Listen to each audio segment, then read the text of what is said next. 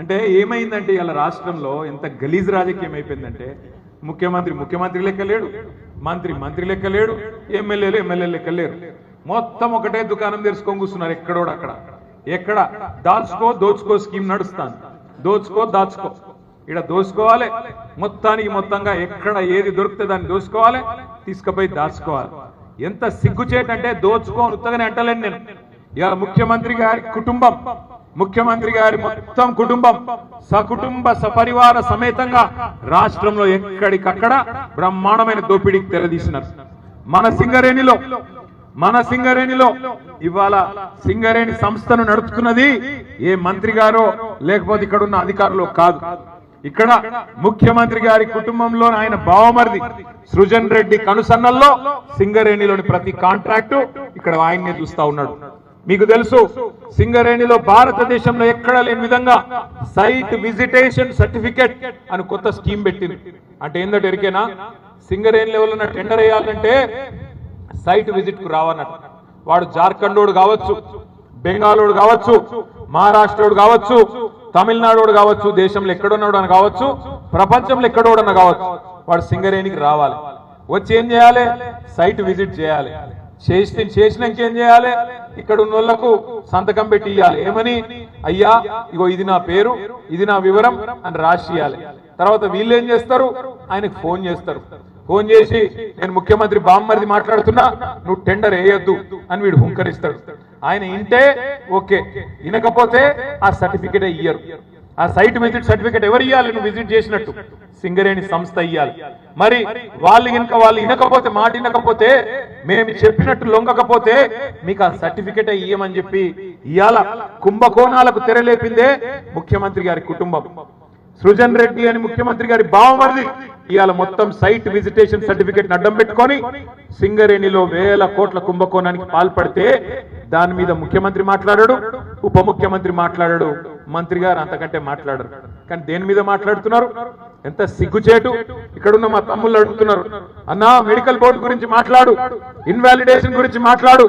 ఆనాడు కేసీఆర్ గారి ప్రభుత్వంలో 16,000 మందికి మనం మెడికల్ బోర్డు ద్వారా వారసత్వ ఉద్యోగాలకు ఏదో కోర్టు చిక్కుంటే ఈ రకంగా ఇవ్వడం జరిగింది. కానీ ఇవాళ ఏమైతుంది? సింగరేణిలో వారసత్వ ఉద్యోగాలు ఇవ్వకపోగా, మెడికల్ బోర్డు పెట్టకపోగా, ఇంకా మీదికెళ్ళి ఉప ముఖ్యమంత్రి గారు శాసన మండలిలో స్టేట్మెంట్ ఇచ్చిండు.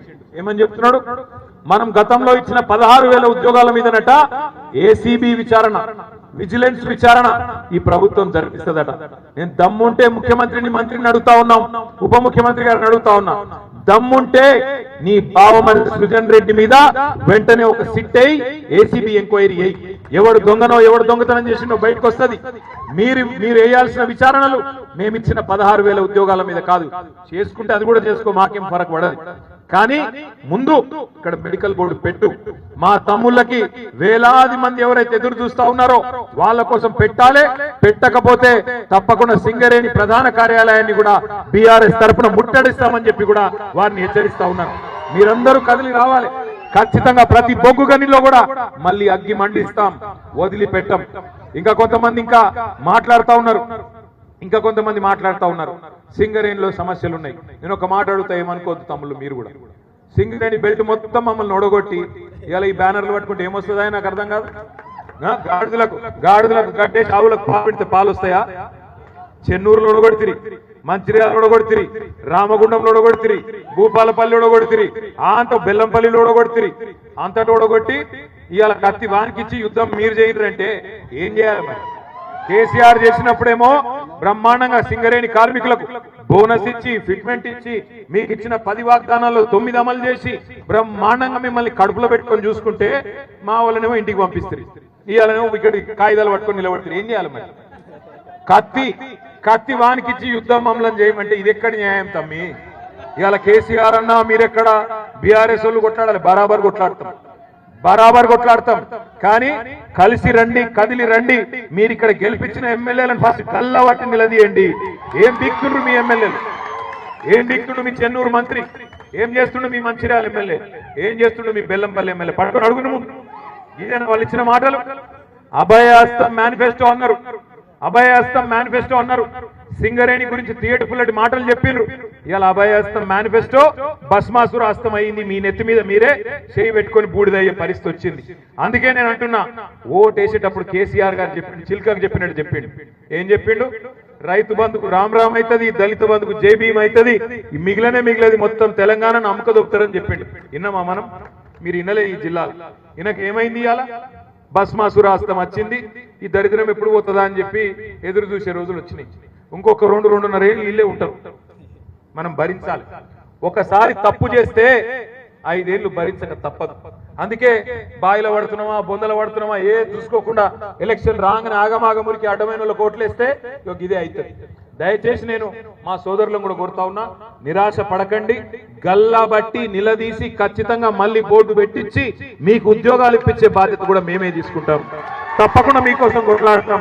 కానీ మీరు ముందు గెలిపించిన ఎమ్మెల్యేలను మీరు అడగండి, పోయి రిప్రజెంట్ చేయండి, గట్టిగా అడగండి. వారసత్వ ఉద్యోగాలు అట్లాగే కొన్ని పేర్ల విషయంలో కూడా కొంత ఆ మారు పేర్ల విషయం కూడా ఉంది. ఇవన్నిటినీ కూడా తప్పకుండా పరిష్కారం జరగాలి అంటే మీరు మాకు అండగా నిలబడండి.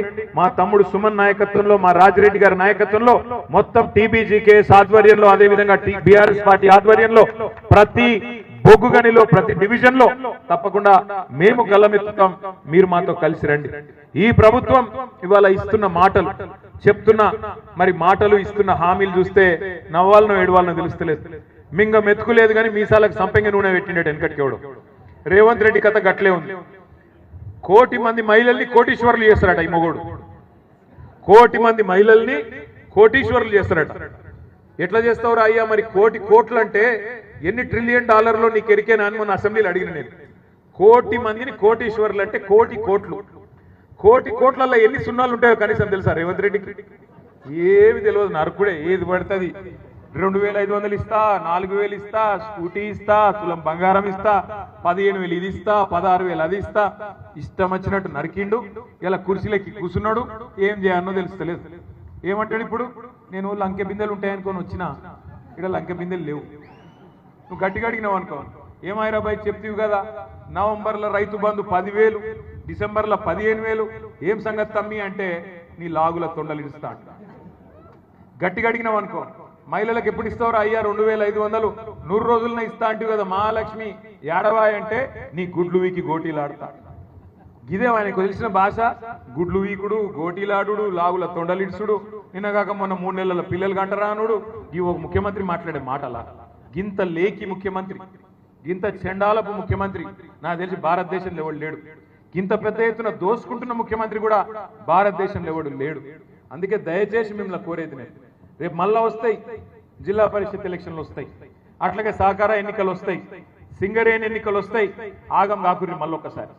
మళ్ళా గిట్లనే ఎలక్షన్ రాగానే వాడో 1000 రూపాయలు ఇయ్యా, వీడో 2000 ఇయ్యా, వాడో చాక్లెట్, వీడో పిపర్మెంట్ జేబులో పెట్టంగానే మళ్ళా ఆగమై ఎప్పటి లెక్క మళ్ళా బొందలు పడితే కాపాడేందుకు ఎవరు ఉండరు.